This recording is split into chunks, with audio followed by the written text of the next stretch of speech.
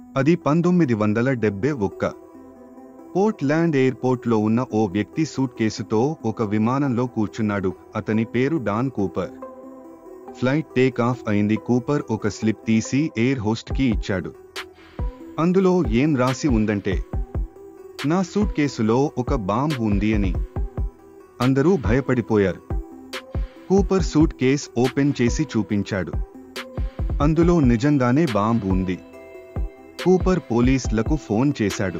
Cooper తన demands ని చెప్పాడు.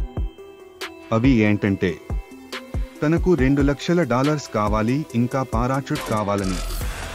పోలీసులు చెప్పినట్టే అన్నీ అరేంజ్ చేశారు. ఫ్లైట్ సియాటిల్లో ల్యాండ్ అవగానే 36 మంది ప్యాసింజర్స్ను కూపర్ పంపాడు. కానీ కొంతమంది క్రూ మెంబర్స్ మాత్రం పంపలేదు. తను చెప్పినట్టు డబ్బు మరియు పారాచూట్స్ తీసుకుని మళ్లీ ఫ్లైట్ టేక్ ఆఫ్ అయింది. ఇక్కడే కూపర్ ఎస్కేప్ ప్లాన్ స్టార్ అయింది. ఫ్లైట్ మెక్సికోకు బయలుదేరింది. అప్పుడే కూపర్ డబ్బుతో మరియు పారాచూట్ తీసుకుని ఫ్రంట్ డోర్ నుంచి బయటికి దూకాడు. అలా కూపర్ మాయమయ్యాడు. ఇప్పటికీ అతను ఎవరో తెలియదు. ఈ ఒక్క ఫోటో తప్ప ఇంకా ఏ ఆధారాలు లేవు. ఇప్పటికీ ఇది అన్సాల్వ్డ్ కేస్.